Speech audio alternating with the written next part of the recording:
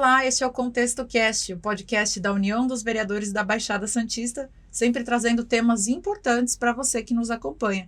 Aliás, você que já nos acompanha, tem um tempinho, por favor, inscreva-se no canal, ative as notificações e aí você sabe primeiro quando a gente lança um novo episódio para você não perder nenhum momento.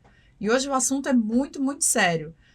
Hoje nós vamos falar sobre adultização e sexualização dos jovens e das crianças na internet. Esse é um tema que está sendo conduzido e incentivado o debate pela União dos Vereadores do Brasil, através do presidente Gilson Conzatti, né?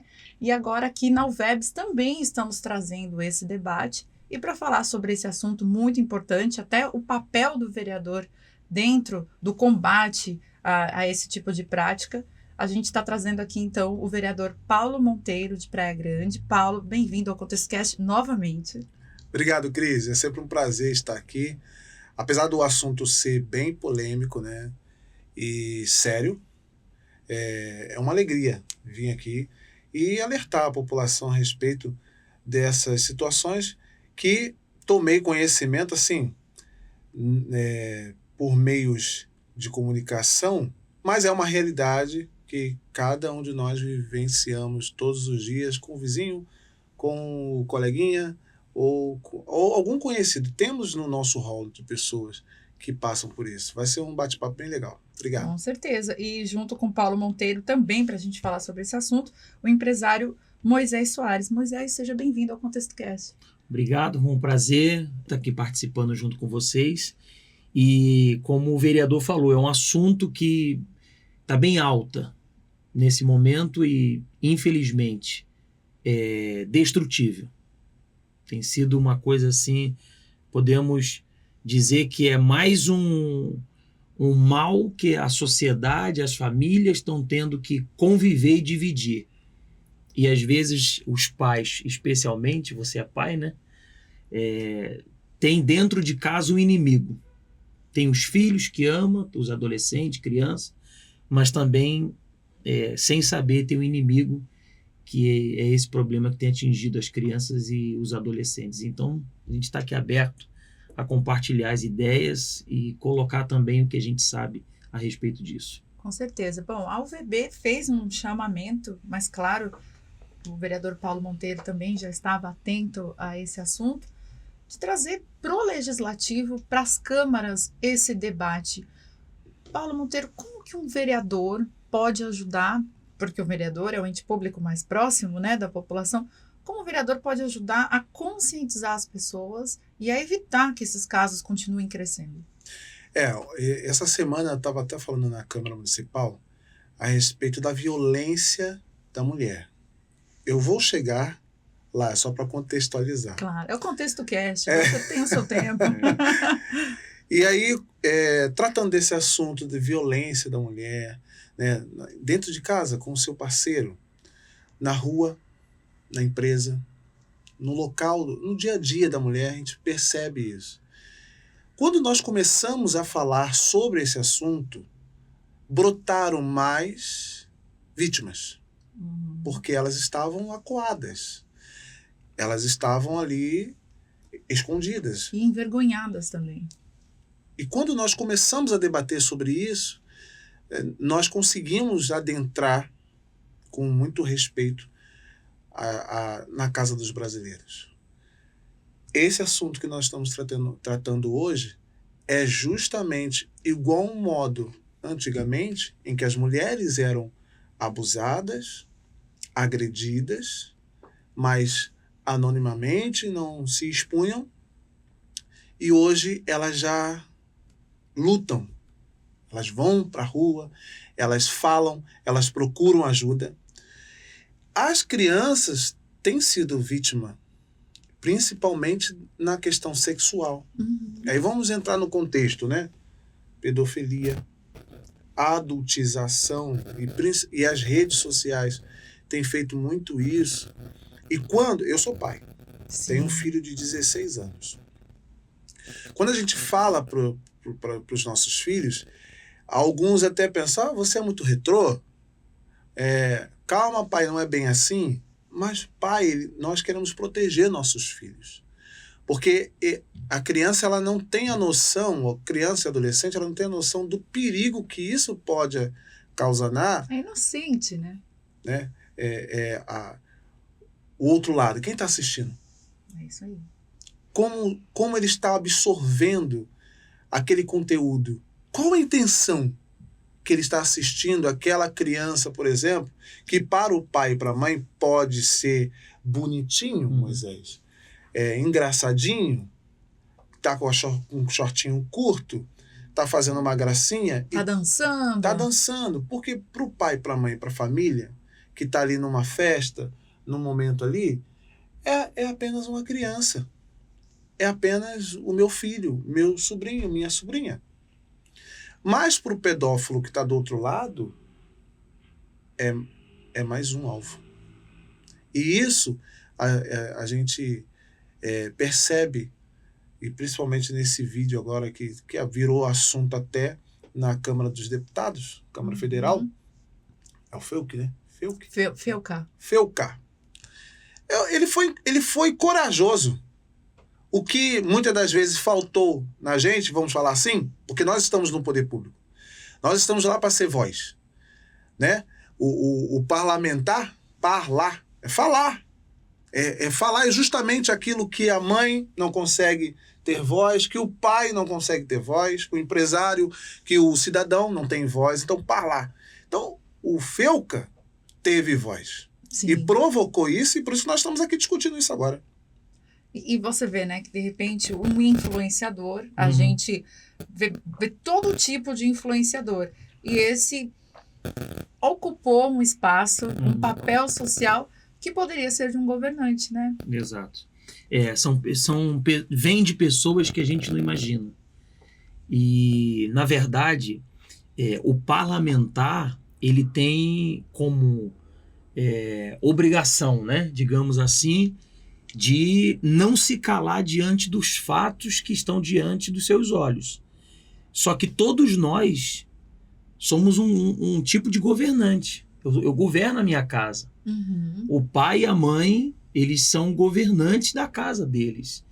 E às vezes a omissão tem feito com que o sofrimento aumente. Sim. Porque primeiro a gente vê alguns sinais, coisas. E não tem como. Quantos pais, talvez por medo, que você falou no caso das mulheres, porque está submisso a algum tipo de trabalho, alguma coisa, porque é um parente, então não vou falar, não vou expor, não vou causar problemas, não vou causar confusão, só que está criando um trauma gigantesco. Imagina a criança que sofre um abuso, seja menino ou menina, carregar isso o resto da vida e às vezes saber que o pai e a mãe soube do caso, do fato, e não se posicionou, teve medo.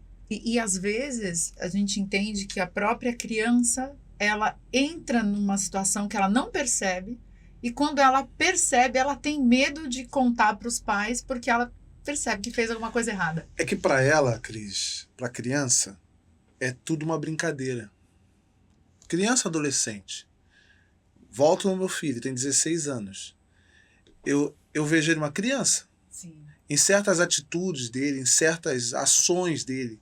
Ele não tem a maldade. O lar que ele foi criado, ele não tem acesso a essa maldade. Então tudo para ele é puro. Então são situações que ele vai vivenciar e para ele é uma brincadeira, não passa de ser uma brincadeira, mas é a intenção da outra pessoa que está acompanhando aquele conteúdo. Principalmente, e aí eu quero voltar aqui um pouco na minha fala, que o Moisés ele foi muito feliz na questão da coragem do parlamentar a falar. E hoje o Felca está até enfrentando uma situação judicial, respondendo situações judicialmente por conta de uma fala dele. Mas que Brasil é esse que nós vivemos, em que a liberdade de expressão não é tão livre assim? Ela tem lado, né? Ó. Que lado é esse? Pois até trazendo, né? Tinha um livro de comunicação que a gente lê quando vai se formar em jornalismo, que tem um ponto que trazem assim, a diferença entre liberdade de imprensa e liberdade de empresa. Então é mais ou menos isso na justiça hoje, né? O justo, às vezes, a balança da justiça, ela tá pendente, né? E no Brasil isso está cada vez mais evidente, né? E nós temos que tomar esse cuidado. Justamente porque o futuro da nossa nação... Hoje eu tenho 41 anos, Cris. Quantos anos você tem mais aí? 39. 39. Nós estamos na meia-idade. Sim. É meia-idade que fala?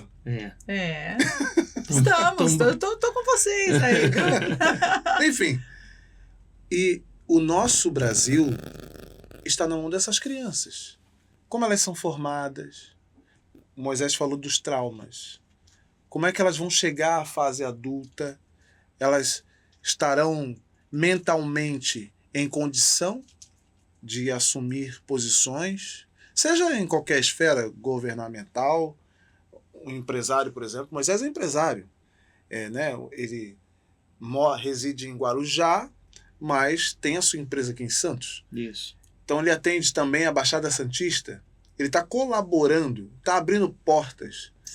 Ele não tem um poder governamental, mas ele tem o poder de abrir portas, de mudar vidas, de levar o seu sustento. Dar oportunidades. Na verdade, o maior problema do nosso país hoje é que um fica esperando pelo outro, né? Ou deixa que eu deixo. As pessoas ficam... A comunidade, o meio, família, instituições, empresas ficam esperando pelos governantes. Os governantes ficam esperando pela população. E, na verdade, teria que ser uma rede. Cada um faz um pouco. Então, essa consciência não existe no nosso país. Tipo, o vereador vai fazer a parte dele, mas eu que o elegi, eu vou fazer a minha parte. Sim. O jornalista, ele sabe, você é formada em jornalismo, eu também sou, e a gente sabe que nós temos um poder de influência muito grande. Então eu posso trazer o meu pensamento aqui e trazer uma confusão na cabeça de quem está assistindo. Sim. Eu posso causar divisão, separação. Então no nosso país hoje não existe essa consciência. Tipo de eu vou contribuir para construir, não para destruir. Por isso que os valores são invertidos. Sim. Então o deputado expõe algo que é um pensamento dele, mas uma coisa óbvia, clara, e ele vai responder processo por isso. Ele vai ter que responder, talvez, criminalmente, por ter falado algo que determinadas pessoas que querem defender os seus próprios interesses não concordam. E vai trazendo mais sofrimento, problema para quem? Para as crianças. Sim. Porque que exemplo que eles são? Hoje a gente assiste as programações, novelas, instiga, eles trabalham com a apologia, né? É bom você ser mãe, mas você não precisa de um pai. Você pode fazer coisas, eles vão ensinando. Sim, aí os valores deturpados, né? Invertem. Isso. E causa maior destruição. E esse excesso de informação que a gente vive hoje, porque hoje todos nós somos emissores, né? Todos nós podemos ser meios de comunicação hoje, porque no nosso perfil na internet, quem nos acompanha entra. E aí tem pro bem e pro mal. Pro bem, porque o Felca fez lá a denúncia e como todos os holofotes se voltam às redes sociais, foi por isso que teve toda essa comoção, que talvez um vereador sozinho numa Câmara não teria, por mais consciente e por mais embasado que tivesse, porque hoje a sociedade está voltada a esse meio. Só que esse excesso também dificulta o controle dos pais que tem um inimigo dentro de casa, como você disse, esse inimigo. E aí eu coloco a responsabilidade também nos pais, né? Nós temos que fiscalizar. Eu sou o órgão fiscalizador, então eu fiscalizo meu filho. Tem hora para entrar no celular, tem hora para sair do celular. Ele tem que ter essas regras justamente porque eu não sei quem está lá. Hoje, a minha esposa, ela supervisiona a rede social do meu filho. Meu filho é atleta da seleção brasileira de handball. Olha que legal. Já viajou para Tunísia, Chile, Europa, representando o Brasil. Então ele precisa da rede social para divulgar o trabalho dele. Claro. E aí quem faz essa supervisão? Eu não consigo porque tenho meus ofícios. Então fica para a mãe. Então a mãe está lá, está supervisionando com quem ele fala, com quem ele troca figurinha. Isso é super importante. A presença dos pais acompanhando todo momento o caminhar, o desenvolver da criança e do adolescente nas redes sociais. Cris, eu falo que o Brasil não estava preparado para receber a internet e a tecnologia. Nós recebemos... A internet é uma maravilha. É boa. Só que nós não estávamos preparados. Vamos voltar um pouco atrás. Eu, quando tinha 12 anos, eu não tinha telefone celular porque não existia. Uhum. Se não existia o telefone celular, imagina uma internet. E quando veio o telefone celular, eu não passei por nenhum processo de preparação para eu ter essa educação tecnológica. Na verdade, a gente é da era do bip, né? Do bip, né? Teletrim. Né? Pode fazer propaganda? Então, você estava falando aí a responsabilidade dos pais. Eu lembro quando eu era criança, que quando a gente estava com outros primos, crianças ali brincando, e uma criança dava um tapa na cara de um pai ou da mãe, o meu pai olhava pra gente assim, não recriminava, né? Porque não era o filho dele, como é que ele vai poder educar? Mas ele olhava pra nós como quem disse, um dia você fizer isso... Olha... Só olhar. Hoje em dia, a criança com 2 anos, se bobear 3 anos, já acessa o YouTube. Já prejudica... Não é nem só a mente, é o físico. Sim, perigoso, que já fica, né? O olho, né? É perigoso para os olhos. Isso. Para a postura. Coluna. Então, antigamente, a criança chorava, você tinha o costume de dar uma chupeta. Hoje, a criança chora... Dá uma tela. Você dá um celular. Uma tela. Então, olha a gravidade que a gente está. Olha onde a gente chegou com tudo isso. E outra questão que a gente vê muito presente nesse tema todo é... Todo mundo quer ser famoso, todo mundo quer ser visto na internet. E a troca, né, pelo like. Às vezes a criança também entra nesse rodamuinho, né, nessa questão. E tem acaba a privacidade. Se perdendo. Desculpa te cortar. Não, claro. Tem a privacidade invadida, né? Porque prefere expor, né? Essa exposição a um troco de um like, porque acaba tendo ídolos que são os influenciadores, que muitas vezes a gente nem consegue acompanhar. Surgem celebridades da noite pro dia. É isso aí. E aí você vai ver quem é a pessoa, tem não sei quantos milhões de seguidores, mas quem é? Quem é esse cara? Quem é essa pessoa? E todo mundo quer ser essa pessoa. E a que preço, né? E aí, fora esse comentário, voltando ao poder público, né, Paulo? Como que o poder público pode ajudar a conscientizar e trazer de volta? E aí a gente entra na questão dos valores, que o Moisés também falou. De que forma trazer de volta, pegar as rédeas dessa situação? A família, por exemplo? Lá no município de Praia Grande, nós temos a Semana da Família. Por lei.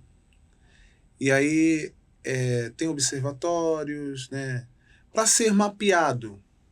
Hoje o governo ele toma posições para justamente ajudar aquelas famílias que têm dificuldade de desenvolver, de cuidar. Eu vejo que o governo ele tem esse poder, né? As famílias que são mais bem estruturadas, elas não têm a necessidade. Eu defendo muito isso, tá, Cris? E falo muito sobre isso. Outro dia eu estava numa discussão, e aqui quero mandar um abraço para o nosso prefeito Mourão, discussão no modo positivo, e aqui eu vou expor isso.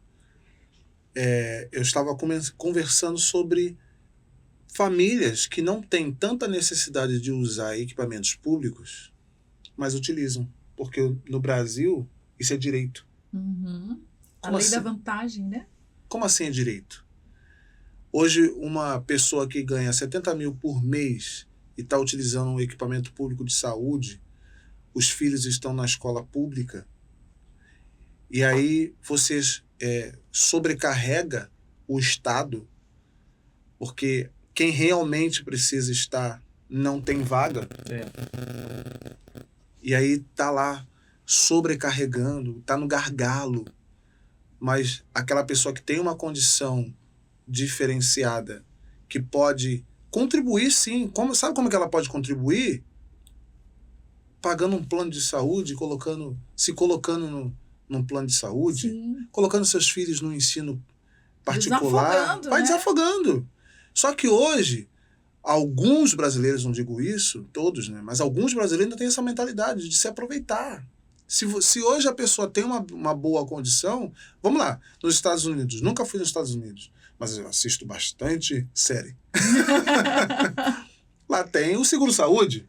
Lá, as pessoas que realmente não têm condição vai usar o serviço público. Mas sabe onde o Obama conseguiu tirar uma referência para ofertar saúde pública nos Estados Unidos? Do SUS. Sim, o SUS é uma referência mundial. O SUS é uma referência mundial. A gente fala do SUS, que o SUS é isso, que é aquilo, mas a questão tem muita gente no SUS. É um plano de saúde que está muito... Tá lotado. Tá lotado. Lotado. Tá sufocado. Sufocado, essa é a palavra, Moisés? Eu tava caçando ela. Tá sufocado. E aí gente... eu não tô tirando as responsabilidades do Estado, por Sim. favor, me compreenda. Claro. Nós cobramos. Né? Tem pessoas que estão aí à fila, a gente até chama de fila da morte. Tem pessoas aí que estão há anos esperando. Não estou tirando a responsabilidade do Estado, pelo contrário, vamos cobrar. Mas porque é o papel do vereador, né? Exato. Mas e aquelas pessoas que têm condição? E eu não estou falando uma coisa que me contaram, Cris. Eu estou falando uma coisa que eu vivenciei e vi. Então, são pequenas ações como essa que a gente vai colocando o Brasil no rumo certo. E a adultização das crianças é uma coisa que todos nós temos que observar, olhar, ver. Tá errado. Às vezes é difícil até falar assim, vai meter o nariz na família do vizinho, Uhum. mas e aí? Vai deixar? Vai acontecer? Como é que vai ser? E às vezes nós somos tidos como até o vilão da história quando a gente sinaliza certas coisas. E assim, o exemplo fala muito, né? Eu vi um outro dia, faz, sei lá, uns 2 meses, um vídeo que uma mãe leva o filho na porta do colégio. Aliás, ela vai buscar o filho na porta do colégio e ela motiva o filho a agredir uma colega do colégio. Meu Deus. E ela ficou assistindo o garoto batendo na menina e ela assistindo aquilo tudo ali. Porque ela fez uma brincadeira com ele na sala de aula e ele chegou em casa reclamando para a mãe e ela fez questão de ver a garota apanhando do próprio filho e motivando ainda. Então, assim, o exemplo fala muito forte. E a gente sabe que não precisa você ser rico, ser pobre, você ter estudo ou não, mas se você tem uma educação, os meus pais sempre diziam para nós, somos em 3, eu sou caçula, a maior herança que eu vou deixar para vocês foi o que nós entregamos para vocês, a educação, o respeito. Essa é a herança que vocês vão levar para o resto da vida. Que essa educação hoje está sendo terceirizada para o Estado. O Estado ele tem a obrigação de alfabetizar. Né? A gente fala, não, a educação vem de casa. De casa. Isso aí. Não é isso? Isso aí. Então, assim, o exemplo fala muito. Eu sei que tem muitos pais assistindo a gente agora, tios, tias, enfim, todos. Se der o exemplo, já vai ajudar muito. E ver coisas erradas, o mal se corta pela raiz, como diz o ditado. Então, o filho chegou em casa com com um celular, ainda que seja um chinelo que não é dele, vai devolver. Ah, sim. Eu vou levar você agora e você vai devolver aonde está esse chinelo, onde você pegou esse chinelo. Celular, colocar regras, como o vereador falou, fiscalizar o celular dos filhos, as amizades, quem segue na internet, mensagens que são enviadas. Então, acho que tudo isso é válido. Mas o exemplo fala mais do que qualquer coisa. E aí, no fim das contas, o que acaba mudando essa história é a paternidade responsável, né? Porque muita gente acaba pensando que tem um filho, mas eu não tenho tempo, mas... Aí complica, né? Bastante. É o que eu estava falando. A responsabilidade ainda é nossa, como pai, como mãe, né? Eu estou vereador, mas eu sou pai. Não vou deixar de ser pai. Meu filho não vai deixar de ser meu filho. Eu utilizo, na verdade, a vereança para organizar toda uma cidade como eu quero organizar minha casa. Sim. E isso Moisés foi bem feliz quando ele falou. Então, a minha casa hoje, ela tem ordem. Olha a bandeira do Brasil. Ordem e progresso. E essa ordem que nós não estamos conseguindo colocar na Casa Brasil, nós não está nos levando a um progresso.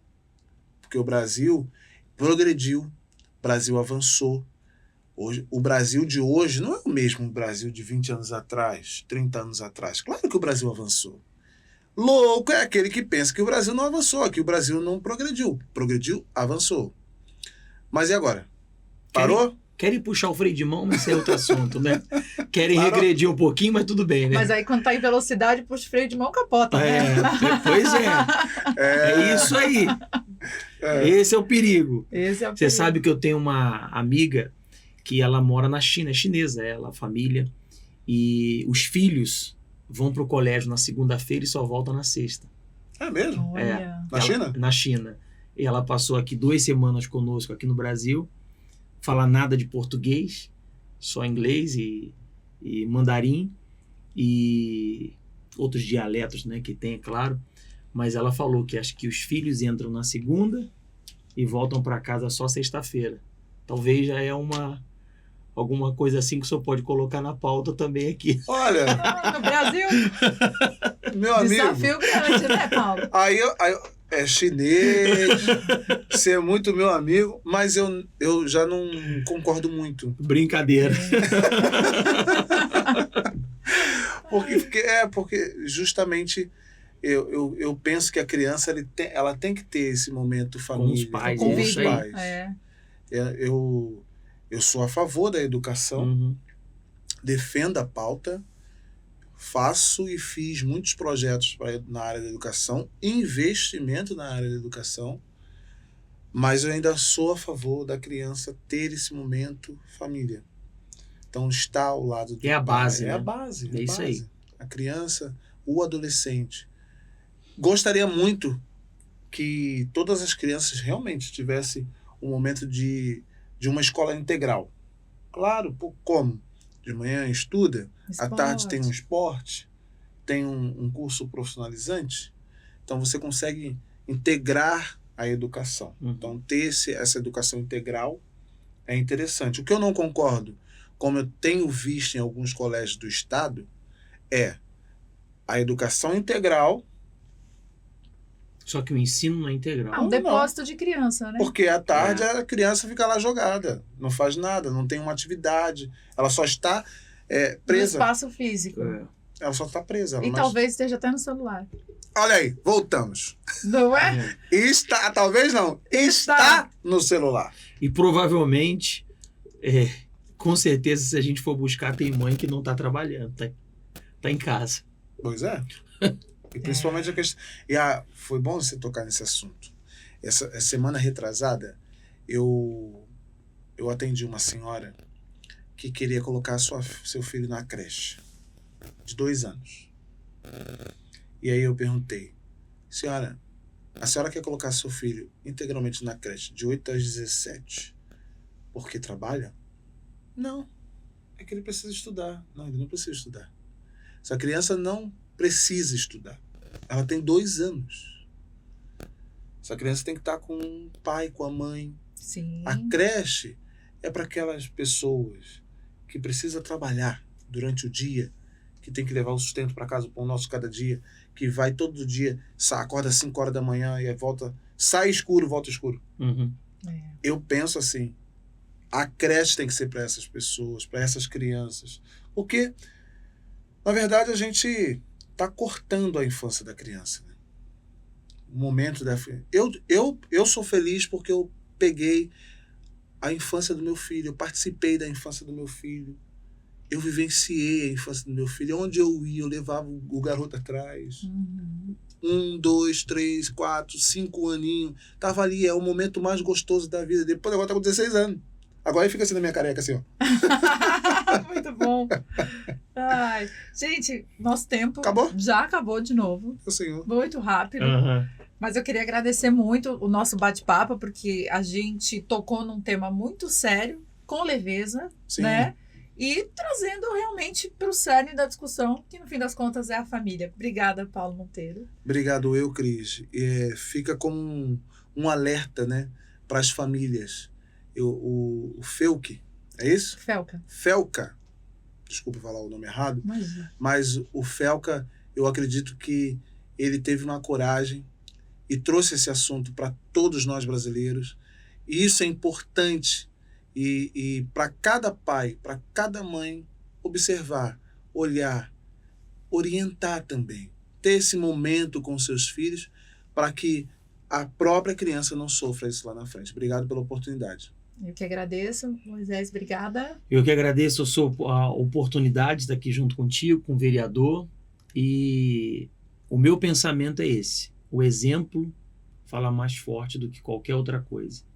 Então, não preciso ser pai para dar exemplo. Eu não preciso ser filho para dar avô, um empresário, um parlamentar. Eu tenho que ter a seguinte consciência. Eu governo a minha vida. Se eu não tenho família, eu governo a minha própria vida. Então, eu posso dar exemplo para as outras pessoas. Ainda mais quando você tem uma família. Quando você tem um círculo de amizade, amigos. Então, o exemplo fala muito forte. Se todo mundo fizer um pouco, o resultado final é positivo. Com certeza. Obrigada. Ok. E a você que nos acompanhou até agora, meu muito obrigada e até a próxima.